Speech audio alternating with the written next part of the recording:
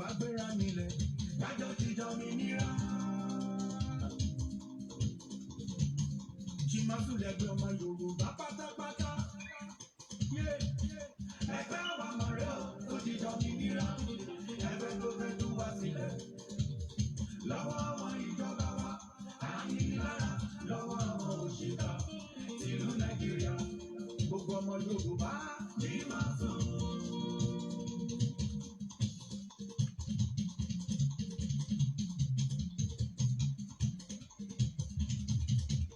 Chimasu ọmọ Yorùbá. Ẹgbẹ́ àwa ti kárí ayé. Ọdún bá di wọ̀, ẹgbẹ́ wa ti jẹ. Yà ẹ káàárọ̀ kálẹ́ ẹ kúọ̀lẹ́ ẹbí kí tẹ́ bá wà Ọjàsọpẹ́ ló ń sọ̀rọ̀ gbogbo ẹ̀yin concern ọmọ Yorùbá pátápátá ní tilé tòkó gbogbo yín mo kí orí péjì Yorùbá ni mo wà bó tẹ̀ jẹ́ pé Ọjàsọpẹ́ Olúmídé òní péjì mi lórí Facebook máa wo ṣe kẹ máa follow mi náà lórí Facebook mo máa ń fún yín ní information dáadáa nǹkan tó gbé mi wá lénìí òun ni respond àwọn federal government àti àwọn olóṣèlú mo fẹ́ kó yé wa àwa ọmọ Yorùbá báyìí wípé òṣèlú Nàìjíríà tá à ń ṣe tá a fi ẹ̀tẹ́lẹ̀ tá à ń palàpalàpà ó máa kan everybody o mo ṣe program kan lánàá mo ní igi gogoro má gún mi lójú òkèèrè láti ń wò ó ń bọ̀ àwọ̀lá dẹ́ẹ̀dẹ́ mo ti máa ń sọ tipẹ́ lórí show mi several times ẹ má bínú pé mo jí wá ṣe show láàárọ̀ yìí bí Ọlọ́run ṣe darí mi nìyẹn bẹ́ẹ̀ mi báyìí darí mi lèmi náà máa ń ṣe show mi Ọlọ́run ní jí kó tajìrì kó sọ fáwọn èèyàn pé nǹkan tó ń bọ̀ lókè yìí tí wọ́n bá nípa gbogbo majority àwọn ọmọ Yorùbá tán pátápátá tí wọ́n bá nípa majority àwọn tó wà orílẹ̀ Yorùbá pátápátá kí àwọn ọmọ Yorùbá tó ń ṣe òṣèlú tó ń tẹ̀ láwọn olóṣèlú tó ń bìlí pé gbogbo ayé wọn òṣèlú ni tó ń bìlí pé gbogbo ayé wọn politics yàtọ̀ sí democracy is government for the people by the people democracy náà practice láwọn ọdún tó dáa tí peace wà níbi tí àwa wà politics ní Nàìjíríà náà practice tí ó jẹ́ pé ojoojúmọ́ náà àwọn èèyàn ń kú ojoojúmọ́ náà àwọn ògo wa ń kú ojoojúmọ́ everybody ń kú imagine first class ọba nílẹ̀ Yorùbá ọba Olúfọ́n ní Ondo state wọ́n pa àìmọye news lóríṣiríṣi lọ́nà Ondo à ń lọ sóńdó à ń lọ sákúrẹ́ à ń lọ sí Òṣogbo à ń lọ sí Ọ̀yọ́ àwọn gómìnà kan dẹ̀ wà nílùú yẹn wọ́n náà wọ́n ń ṣèṣèlú àwọn olóṣèlú kan dẹ̀ wà àwọn kan wà wọ́n náà wọ́n chairman ward àwọn kan wà wọ́n náà wọ́n councillor àwọn kan wà wọ́n náà wọ́n woman leader àwọn kan wà wọ́n náà wọ́n market woman leader and wọ́n dẹ̀ pa gbogbo yẹn dẹ̀ ń wò àwọn kan dẹ̀ jáde síta nítorí nǹkan tó fà á tí Haúsá fi máa ń tí àwọn Fúlàní fi lágbára jù wá lọ ni pé àwa Yorùbá kì í tẹ̀lé èèyàn wa à ń tẹ̀lé èèyàn wa rárá à ń tẹ̀lé olóòótọ́ náà àwọn èèyàn wa kò ń ṣe kakọ̀ máa tẹ̀lé èèyàn wa torí owó àwọn tó bá sòótọ́ à ń tẹ̀lé wọn ìyà jẹ Yorùbá nítorí pé a fi ara wa sábẹ́ ìyà ni mo ti ń sọ kínní ti pẹ́ Yorùbá Ọlọ́run má jẹ́ kó jẹ́ pé Yorùbá ló máa gbé last ṣùgbọ́n a ti jí lóòótọ́ a ti jí ẹ jẹ́ ká sọ fáwọn tó ń ṣòṣèlú lára wa wípé ìyà náà jẹ ikú wọn náà fi ń ṣeré gbogbo wọn pápátá nítorí pé anytime ni anything lè ṣẹlẹ̀ gbogbo nǹkan táwọn oríṣiríṣi àwọn èèyàn tó dá kí ní Yorùbá pé ká gbòmìnira yìí ilẹ̀ ká ṣe restructuring láti bí ọdún yìí ẹ jẹ́ ká ṣe nítorí politics lórí pé mi náà mo ń aspire láti di governor mo ń aspire láti délé mo di governor tán mi ì fẹ́ kúrò ń bẹ̀ kí ló wà ń bẹ̀ fúngbà tó di governor tó ń pààyàn tó ń pa gbogbo àwọn tó fi àwọn èèyàn governor Lagos State one ìyẹn ò tiẹ̀ sọ anything rárá ìyẹn kàn ń ṣe bí kíní lọ́n tiẹ̀ ni governor Ogun State náà tiẹ̀ rányàn kò sí èyí tó lè pronounce kó dúró pé yes àwọn èèyàn mi ò ní kú constitution tó dẹ̀ wà lọ́wọ́ yín àtagbára tó wà lọ́wọ́ yín naturally kò sí nǹkan tí president lè ṣe fún any governor mo rántí ìgbà tí Tinubu bẹ̀rẹ̀ wàhálà yìí ẹ̀yin Yorùbá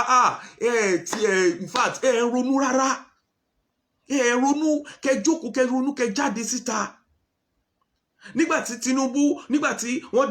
dá wà ní democracy tá wà yìí ní 1999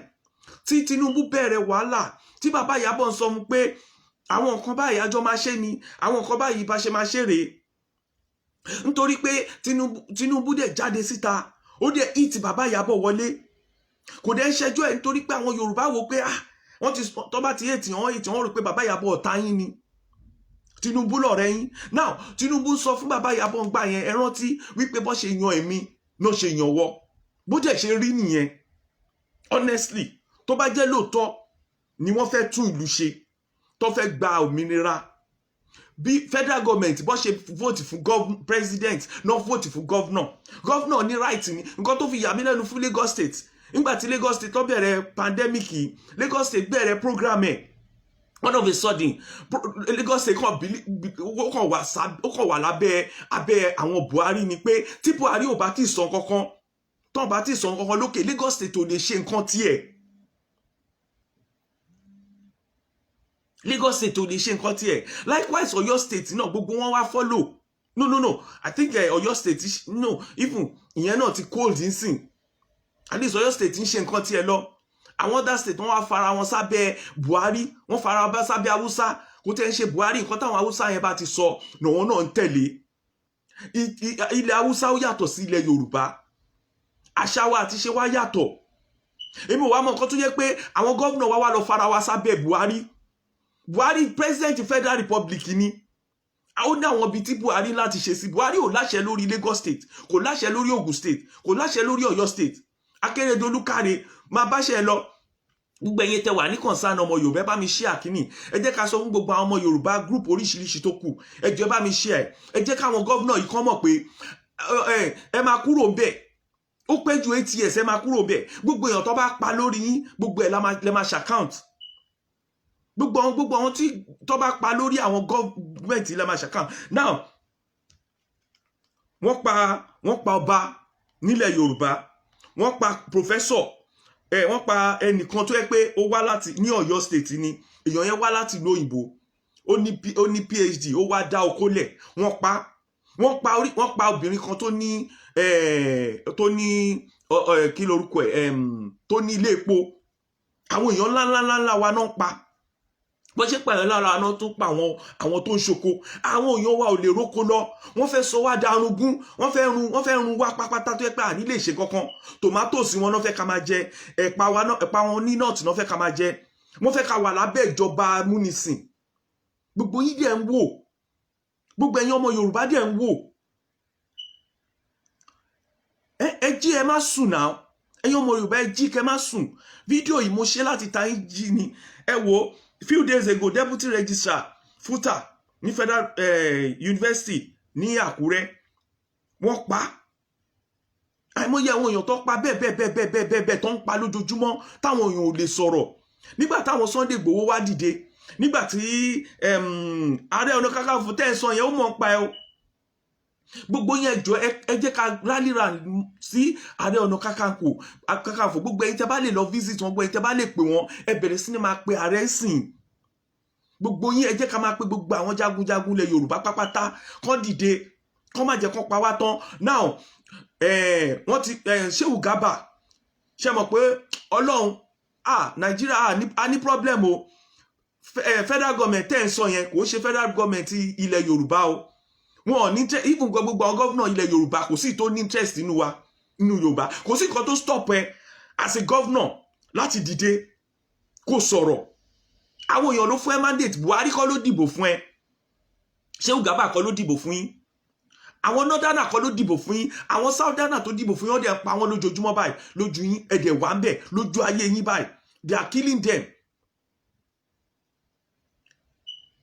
So gbogbo èyí tó ń ṣẹlẹ̀ sí gbogbo ẹ̀yin ọmọ Yorùbá, mo fẹ́ kẹ́ dìde, ẹ bẹ̀rẹ̀ sí ní máa ṣe fídíò, ẹ bẹ̀rẹ̀ sí ní máa share program yìí, ẹ máa ṣe fídíò káàkiri. Ẹ jọ̀ọ́ ẹ jẹ́ kí gbogbo ẹ kárí gbogbo àwọn ọmọ Yorùbá tó wà lé pé wọn ò gbúdọ̀ sùn.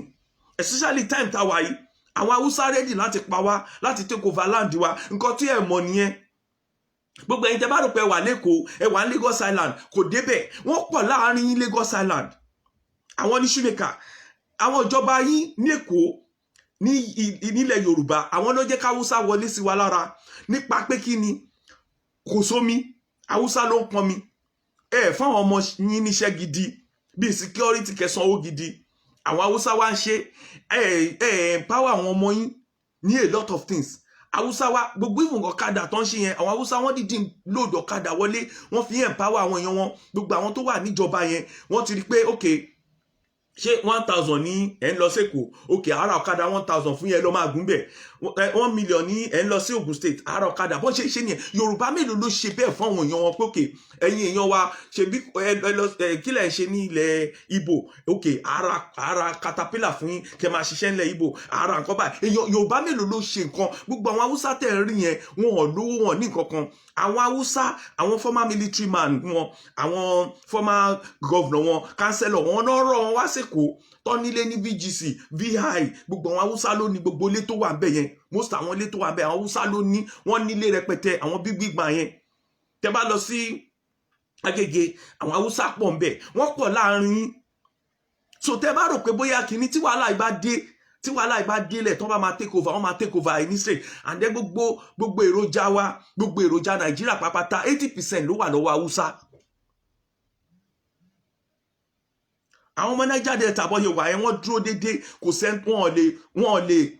àwọn ọmọ Niger Delta bọ́ yẹ wà ẹ́ wọ́n Haúsá ò lè débẹ̀ tíjà bá délẹ̀ tán Haúsá ò lè débẹ̀ wọ́n ti rẹ́dì àwọn Ìgbò náà ti rẹ́dì tíjà bá dé wọ́n ti rẹ́dì àwa Yorùbá náà wá ń dúró mọ́ nítorí pé Yorùbá ti kó sí wọn lábẹ́. Please, if you have any Yoruba politician or Ààrẹ Adams, even with the government number, share it on here. So please can call 24 hours, please. Yes, ẹ jọ̀ọ́ ẹ pé Ààrẹ Ọ̀nà Kakanfò, ẹ jọ̀ọ́ ẹ bá wa pé ẹ ní kó má sùn. Lóòótọ́ wọ́n ti sọ fún wa pé ó wà ó mọ nǹkan tó ń ṣẹlẹ̀. Tí wàhálà bá dé náà, Yorùbá máa dìde, but ẹ jẹ́ kí n sọ fún yín, a gbọ́dọ̀ dìde báyìí o. Nítorí àwọn pípù yìí ti ní agbára jù wá lọ. Ẹ wò tó bá mọ àwọn èèyàn wa báyìí, wọ́n á ní AK-47 àwọn èèyàn ìbọn ńláńláńláńláńlá. Kí ló dé náà? Kí ló dé tí gbogbo wa torí politics torí ìjẹkújẹ torí ráìsì tá a lè kó lẹ́yìn àwọn olóṣèlú yẹ kó lẹ́yìn wọn. Ẹ̀yin Yorùbá ẹ kó lẹ́yìn wọn. Ẹ kó lẹ́yìn àwọn olóṣèlú yìí. Tẹ́ bá kó lẹ́yìn wọn ọmọ ẹ wo gbà tí EndSARS ṣẹlẹ̀. Ẹ wo bí jìnnìṣìnnì ṣe mú gbogbo wọn. Kò séyàn lẹ́yìn wọn. Ẹ̀yin tẹ́ ló ń tọrọ jẹ lẹ́wà lẹ́yìn wọn. Ẹ̀yin tẹ́ ló ń tò sílé wọn lẹ́wà lẹ́yìn wọn. Kọ́tọ́ dẹ̀ fẹ́ nìyẹn wípé kẹ́ máa tọrọ jẹ kẹ́ wá máa tò sílé wọn. Nítorí ìjẹkújẹ. Gbogbo àwọn Yorùbá leader pápátá àwọn bàbá kí lorúkọ ẹ̀ Ayọ̀ Adébánjọ professor kí lorúkọ wọn náà gbogbo àwọn Yorùbá leader pápátá àwọn bàbá yẹn try ṣe understand but àwa fúnra wá sí ìgbà tá à ń jáde síta inú àwọn bàbá yẹn dùn wọ́n fún wa bá kọ̀ pé àwọn bàbá yẹn ò lè gba front. Ẹ kàn sọ pé àwọn bá yẹn gan tẹ́ bá wo nǹkan tó ń ṣẹlẹ̀ lately àwọn bá yẹn ti ń support wa but wọ́n fẹ́ kí gbogbo wa dìde káwa fúnra wa dìde káwọn kò sí bó ṣe lè ṣẹlẹ̀ tó bá dìde tí Haúsá bá wọlé tí wàhálà bá délé wọn ò lè jókòó tí Haúsá bá wọlé sí wa lára Tinubu go ò lè jókòó kò síbi tó lè lọ lágbàáyé because jẹ́ kí n sọ fún yín nǹkan tí òye yín sì ni pé íńtánẹ́ẹ̀tì ti wà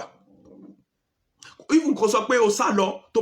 bá pẹ̀lú àwọn tó bà Nàìjíríà jẹ́ tó bá sá lọ anywhere in the world ó lè nísinmi kò ń ṣe ayé àtijọ́ ayé ìsìn wọ́n máa wọ́ ẹ jáde ni kò wá sí England wọ́n máa wọ́ ẹ jáde lọ sí France wọ́n máa wọ́ ẹ jáde lọ sí anywhere even Germany wọ́n máa wọ́ ẹ jáde ni. So ẹ má yẹ ká bẹ̀rù ẹ jẹ́ ká share program yìí ẹ jẹ́ ká jẹ́ kó lọ ẹ sọ fún àwọn èèyàn lẹ́nìí before Friday especially Friday tí Sunday Igboho fún àwọn Haúsá yìí wọ́n ti fi Buhari dẹ́rùbà wá Garba lòun náà ti ń dẹ́rùbà Shehu Garba láti Aso Rock ó ti ń dẹ́rùbà Akérédolú but kò lè dẹ́rùbà Akérédolú ó dùn mí pé gómìnà Ọ̀yọ́ state ò lè dìde láti sọ̀rọ̀ because mi rí nǹkan kan tí ó wà bẹ́ẹ̀ gbogbo wa máa kú gbẹ̀yìn ni ẹ kàn tọ́ra yín ni many people máa kú dáadáa so ó better kẹ́ ṣe nǹkan tó yẹ kẹ́ ṣe sìn kẹ́yìn náà dẹ́rùbà wọn kẹ́yìn náà sọ fún wọn ẹ dẹ́rùbà wọn iná ẹ lu authority yín ṣèbéyàn ni kí lorúkọ vice president Nàìjíríà bó ló wà òun ò lè sọ̀rọ̀ ni tí Shehu Garba bá sọ̀rọ̀ òun ò lè sọ̀rọ̀ ni tó bá tí bẹ́ẹ̀ ò bá dẹ̀ ṣe wàá fi bẹ́ẹ̀lẹ̀ ṣé ayé ò ti dá tẹ́lẹ̀ kó tó di vice president ni ṣé ayé yín ò dá tẹ́lẹ̀ ni ṣé ètò di gómìnà ò nílé kò ní kankan ẹ̀ ti jalè oríṣiríṣi tẹ́lẹ̀ ni ìwọ tó jẹ́ gómìnà Ọ̀yọ́ state gan èyí tó jẹ́ gómìnà Ọ̀yọ́ state ṣé kò ti lówó kò ṣe bílíọ̀nìà ní tẹ́lẹ̀ why tẹ́ fi lè sọ̀rọ̀ nítorí kíni tí gbogbo ẹ bá dàrú ẹ kò síbi tẹ́ máa sá lọ o ayé àtijọ́ lẹ lè sá lọ náà máa ní even especially government tó wà yìí ẹ lè lọ bí kankan torí pé ẹ̀jẹ̀ ti wà lọ́rùn yín. Many people gbogbo kéèsì yín ti wà l'Amẹ́ríkà, ó ti wà London, ó ti wà Germany, ó ti wà ní everywhere in the world ní kéèsì yín wà. So tẹ́ bá rò pé lè sá lọ because kéèsì yín wà international court, kéèsì yín wà ń bẹ̀. So ó bẹ́tà kẹ́yà tún Nàìjíríà ṣe ń sìnkẹ́ lè rí bí dóṣù because tẹ́ bá wá sí abroad wọ́n máa mú yín ṣìkò ni, kò ń ṣe ayé àtijọ́ kò síbi tẹ́ lè sá sí. Òyìnbó máa wò yín báyìí ni torí òyìnbó ti rí gbogbo kéèsì yín tẹ́lẹ̀. So ó bẹ́tà kẹ́ tètè ya tún Nàìjíríà ṣe. Gbogbo ẹ̀yin tẹ́ ń ṣòṣèlú tẹ́ rò pé bóyá ẹ máa sá lọ àwọn ọmọ yín kan wà bí tó bá ti ń gbórúkọ yín àwọn ọmọ yín máa jẹ̀yà níbi tó wà ní o. Tẹ́ bá fẹ́ kọ́ ọmọ yín nísinmi nílé àti lájò ẹ tètè ya. Ìwọ tó bá jẹ́ commissioner fi commissionership yẹn lẹ̀. Fi commissionership yẹn lẹ̀. Ìwọ tó bá jẹ́ commissioner fi commissioner lẹ̀. Ìwọ tó bá jẹ́ chairman local government fi lẹ̀ ń sìn. Tó bá mọ̀ kó sọ̀rọ̀. Tó bá mọ̀ pé tó bá sọ̀rọ̀ wọ́n máa lé ẹkú. Ó bẹ́tà kó sọ̀rọ̀ ń sìn. Ayé àwọn èèyàn bàjẹ́ lójoojúmọ́. Mò ń ké báyìí ní every time. Kí ló dé? Ṣẹ́rù la wá ṣe ni. Gbogbo àwọn ọmọ Yorùbá dẹ̀ dẹrú. Wọ́n ń pààyàn káàkiri. Gbogbo Lagos state gan ò safe báyìí. Mi ìmọ̀ kan tí gómìnà náà ń ṣe tí ò lè lo àwọn vigilante. Tí ó lè recruit àwọn vigilante gbogbo àdúgbò báyìí o ẹ wo oru Jíbó wọ́n ń pààyàn bẹ́ẹ̀ àwọn gbogbo roundabout yẹn láyé àtijọ́ wọn ọlọ́pàá máa ń bẹ tọ́lọ́pàá bá dé síbẹ̀ ẹ fi àwọn èèyàn síbẹ̀ tẹ̀lé train ṣe báwọn private personal security private security ti wà káàkiri gan bó tẹ̀ jẹ́ private security lẹ́yìn àwọn èèyàn sì ń rí wọ́n sì máa sá nílùú yìí náà kò ń ṣe gbogbo wa náà àmọ́yé àwọn private security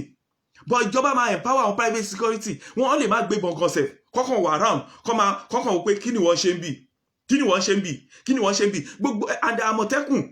àmọ̀tẹ́kùn kọ́tà àmọ̀tẹ́kùn sọ tẹ́lẹ̀ ẹ̀yin Yorùbá ẹ dìde against àmọ̀tẹ́kùn àwọn politician ló wà lámọ̀tẹ́kùn àwọn politician ni àwọn náà jẹ́ kó ṣiṣẹ́ because nǹkan támọ̀tẹ́kùn sọ tẹ́lẹ̀ ni pé wọ́n máa lọ sínú igbó gbogbo igbó tó wà ní gbèríko yẹn àwọn igbó tó máa ń kóyàn lọ yẹn làwọn àmọ̀tẹ́kùn náà máa dúró sí wọn náà máa mú yahoo boy wọn náà máa mú mólé àníkẹ́ mólè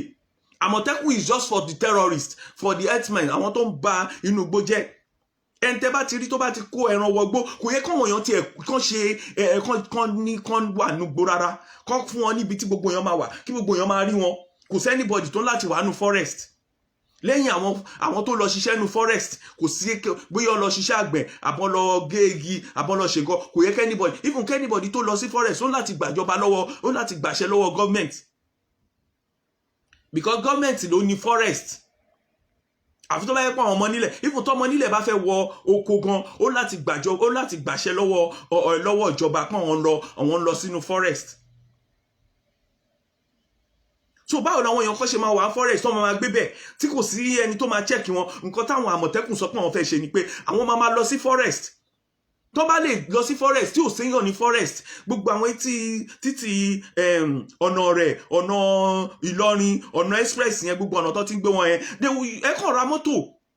even bó jẹ́ àwọn private security ni ẹ bá lè sanwó gidi fún wọn wọn ò ní compromise ẹ̀ẹ́dẹ̀ wá wọn ọlọ́pàá bíi àmọ̀pọ̀ ṣe bí àwọn mobile police wà àwọn mobile police tó máa ń dì dáadáa yẹn ẹ mú wọn sí àárín wọn àwọn yá wà bẹ́ẹ̀ pẹ̀lú àwọn private security ẹ sanwó gidi fún wọn àwọn ọlọ́pàá yẹn náà ẹ sanwó gidi fún wọn ẹ jẹ́ kó jẹ́ special squad because tó bá jẹ́ special squad àwọn wèrè tẹ́ ẹ̀ lọ báyìí millions náà dollars náà wọ́n máa compromise wọn ni nǹkan tó fà á tí àwọn fi ń pa àwọn àmì Nàìjíríà nìyẹn so Yorùbá láti jí because now if not they will kill you people finish wọ́n máa pa gbogbo ẹ̀yin Yorùbá tán ni o ní ìtò wà lẹ́sìn gbogbo ẹ̀yin tẹ́ bá rí program yìí ẹ share ẹ jọ tọrọ lọ́hùn ẹ sọ fún Tinubu kó dìde kó sọ̀rọ̀ lórí nǹkan tó ń ṣẹlẹ̀ Yorùbá àfẹ́ politics mọ́ àfẹ́ politics in fact politics Nigeria is failure politics kan náà ṣe Nigeria wọ́n ti gbogbo orí àwọn èèyàn wọ́n ti di pé tó bá ń sìn wọ́n nìkan náà ni èmi ò mọ̀ pé kí nǹkan máa ṣẹlẹ̀ ká má lè jà fún àwọn èèyàn wa torí pé o jẹ́ gọ́vnà sí o jẹ́ kánsẹ́lọ̀ wọ́n sọ̀rọ̀ pé àwọn pa àwọn èèyàn ò lè dìde kó sọ̀rọ̀ torí pé o jẹ́ chairman local government ò lè dìde kó sọ̀rọ̀ ò lè fi iṣẹ́ yẹn lẹ̀ torí àwọn èèyàn ẹ̀ tó ń pa ó dìgbà tó bá wá pa àwọn àtìyàwó ẹ̀ náà sílé gbogbo àwọn ẹlòmíì tán pàṣìn wọn ò bìlí pọn máa pa wọn, ẹlòmíì ò bìlí pọn máa pọmọ òun, ó rò pé bóyá òun save. Kò sẹ́ni tó save Nàìjíríà àfọlá Ọlọ́run. Láti sọ àtẹ̀bí pé church ń kún, mi ì blame àwọn pastor, gbogbo iṣẹ́ tó ń ṣe lé wa lórí òun ló jẹ́ kí Nàìjíríà dàrú. Ẹ̀yin kẹrẹ àwọn pastor lè máa lọ bá, lè máa kó shit lórí íńtánẹ́ẹ̀tì pé ẹ fẹ́ bá jà. Àwọn tó kówó oúnjẹ tó sọ yín di wàhálà báyìí ẹ lọ bá wọn. Àwọn pastor tó ń gbàwẹ̀ tó ń lọ sórí òkè torí tí tó ń ṣe, tí àwọn pastor ò bá succeed ni, tí àwọn pastor ò bá, tí prayer àwọn ò bá succeed lórí èèyàn kankan ni, báwo lẹ rò pé àwọn pastor máa lówó lọ́wọ́? Torí prayer àwọn succeed ní àwọn pastor ṣe ń lówó lọ́wọ́. Náà tó bá jẹ́ pé ìlú dá ní, àwọn èèyàn ò ní máa lọ church púpọ̀. Nílùú yìí ìlú dá, àwọn èèyàn ń lọ church púpọ̀. O lè rí pastor olówó ìlú yìí tó jẹ́ òyìnbó, because kí ni àwọn èèyàn fẹ́ lọ ṣe church pé wọ́n fẹ́ lọ fún pastor lọ, because gbogbo nǹkan tó ní ìdí láyé wọn ìjọba ti fún wọn.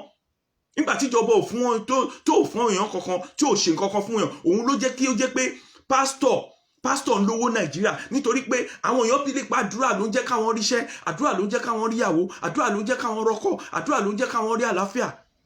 Kò ń ṣe hospital Nàìjíríà ló ń jẹ́ káwọn dá àlàáfíà, kò ń ṣe hospital Nàìjíríà ló ń jẹ́ káwọn ríṣẹ́, kò ń ṣe àwọn olóṣèlú Nàìjíríà. Tinubu ò jẹ́ kẹ́ rí nǹkan kan, Ọ̀ṣínbàjò kò jẹ́ kẹ́ rí nǹkan kan, wọn àtàwọn fámìlì ẹ̀ nìkan ni. Tinubu ò jẹ́ kẹ́ rí anything. Tinubu àtàwọn fámìlì àwọn ọ̀rẹ́ ẹ̀ nìkan ni, àwọn tó bá ti mọ̀ nìkan ni. Kò sí nǹkan kan tó jẹ́ policy fún ọmọ Yorùbá pé owó yìí wà fún ọmọ Yorùbá o, owó tí mo rí rèé, ẹ jẹ́ ká ṣe school ọ̀fẹ́ fún ọmọ Yorùbá, báwo lọ́wọ́ ṣiṣẹ́, ẹ jẹ́ ká ṣe omi ọ̀fẹ́ fún ọmọ Yorùbá, ẹ jẹ́ ká ṣe, kò ń ṣe omi ọ̀fẹ́ náà, owó tẹ rí yìí náà lẹ máa invest, owó tí àwa Yorùbá ń san yìí náà, àwa tá à ń kówó láti abroad, ẹmọye bílíọ̀n táwọn ará abroad tó ń kó sí Nàìjíríà. Tó bá jẹ́ bẹ́ẹ̀ ilẹ̀ Yorùbá gan á ti collapse.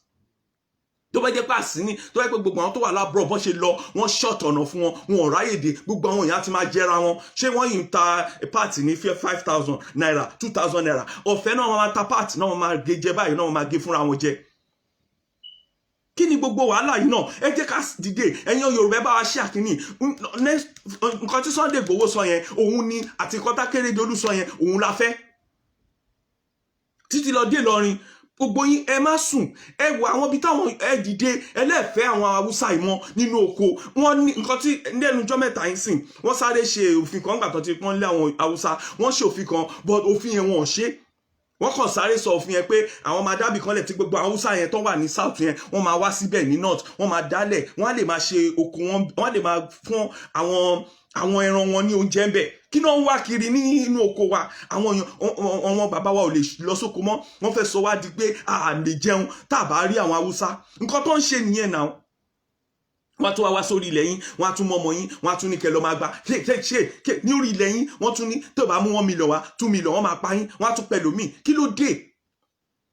Ẹ pé Tinubu ni mo rí pé àwọn èèyàn sásá bẹ́ẹ̀ nítorí owó dẹ̀ ni. Kò ṣe pé Tinubu lágbára kan pé politically is not strong, kò ń ṣe Democrat, but because of money, people are worshiping everybody in Nigeria. Àwọn èèyàn wa ẹ sọ fún wọn, gbogbo ẹ̀yin tẹ́ bá léèyàn Nàìjíríà tẹ́ ń fún lówó, ẹ sọ fún wọn pé ẹ ní fún wọn lówó mọ́ tó wọn bá ti ṣe tiyín, nítorí pé a lè máa suffer and be. Many people are suffering here. Tó bá wá sí London, tó bá wá sí America ló máa mọ rúbi tí àwọn ẹbí ẹ̀ ń gbé, àwọn èèyàn ń gbé l'America tó máa wọ rú ìyà tó ń jẹ. Many people ti sick sí Louis, many people sick sí America, many people sick sí London, oògùn náà ń kó jẹ. Ẹ̀yin tẹ́ wà Nàìjíríà strong,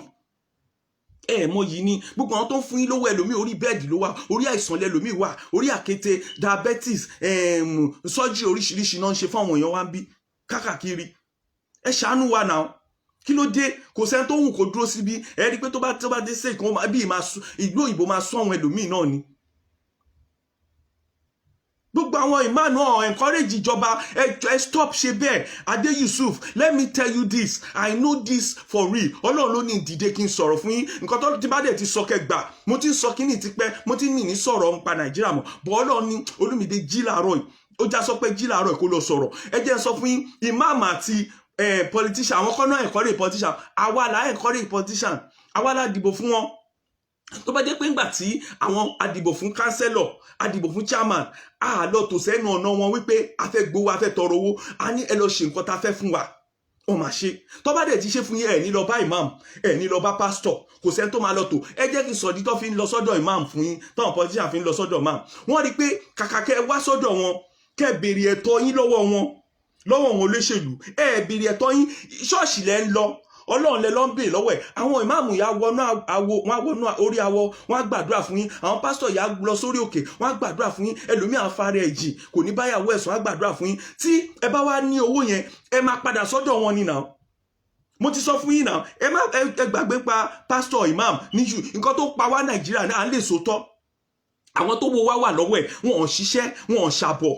they are not working ẹ̀wọ̀n sígbà tán sọ pé SARS tán ti àwọn èèyàn mọ́lé fún pandemic àwọn ń gbowó ní àti federal every week náà ń ṣí àwo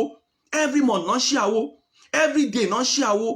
ẹ̀yin ò ní access sí owó yẹn nítorí pé àwọn ẹ̀yin ti fi sovereignty fún wọn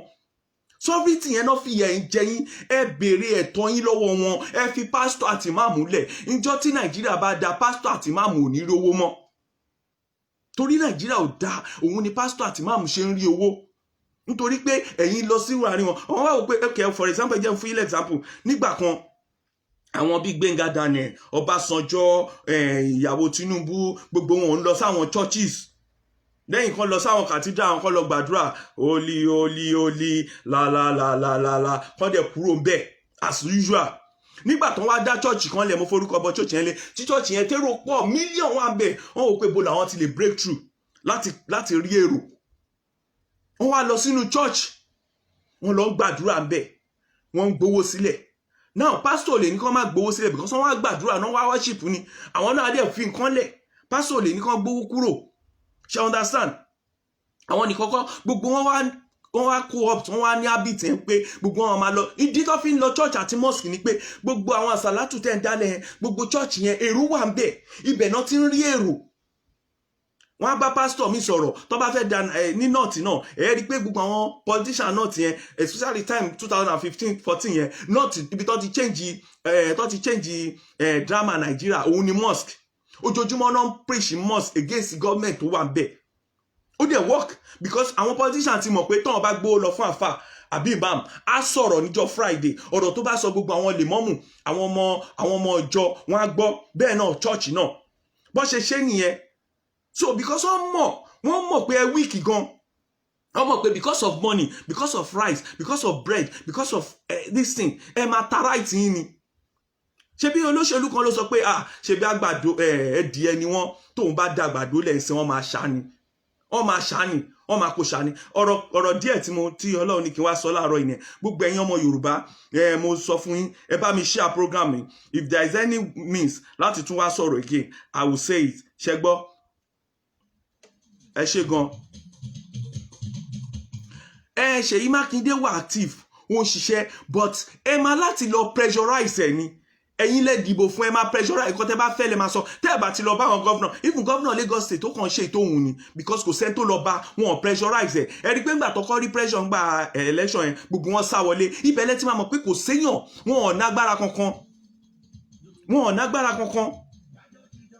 wọn ò nágbára kankan governor